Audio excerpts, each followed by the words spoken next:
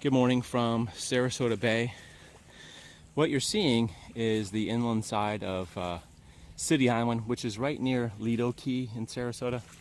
This is the bay side. Of course, hundreds of dead fish. You've got crabs washed up here. I just walked by the New Pass area, which is between the two keys. Not the accumulation of fish in that area as much as it is here. I think you've got these certain areas with little barriers between where the fish sort of get caught up in these areas and they don't have the ability to wash back out when the tide goes out. So you've got stinky fish. Now I would say that the smell of red tide specifically, that smell is not bad, but there's the smell of fish here. It's not overwhelming. It's not a place you want to necessarily be. Like I said, there are other areas. Like I was just running over the bridge to the two keys, which a lot of people fish in that area. Not any smell, just a few fish here and there, because I guess the tide is taking the fish to other areas. But here, right at the, I would say this is the eastern side of City Island. You do have quite a bit of fish washed up, all kinds of different little crabs and things, unfortunately.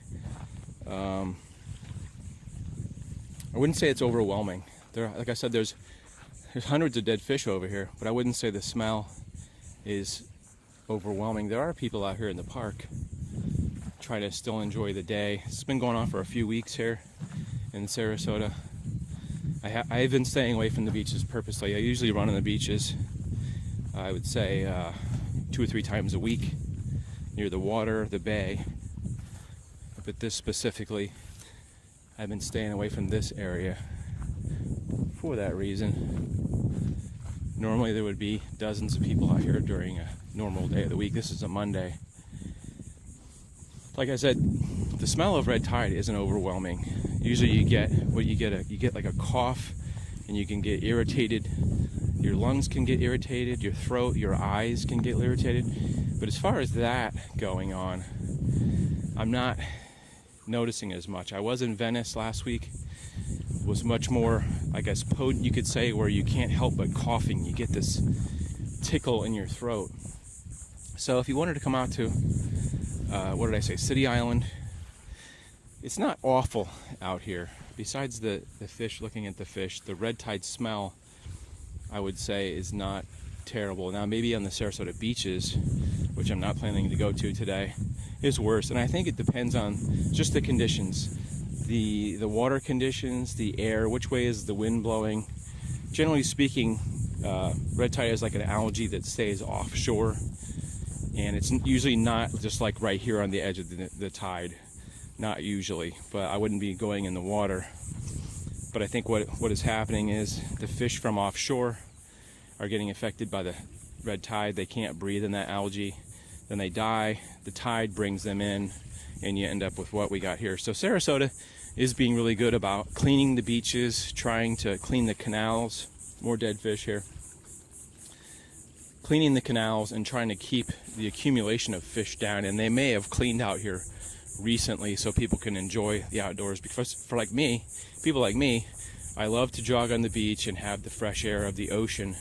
But when the air's not so fresh, it's not much fun being out here. So I've been jogging inland a lot more. From here you can see the Ringling Causeway Bridge, that tall structure out here.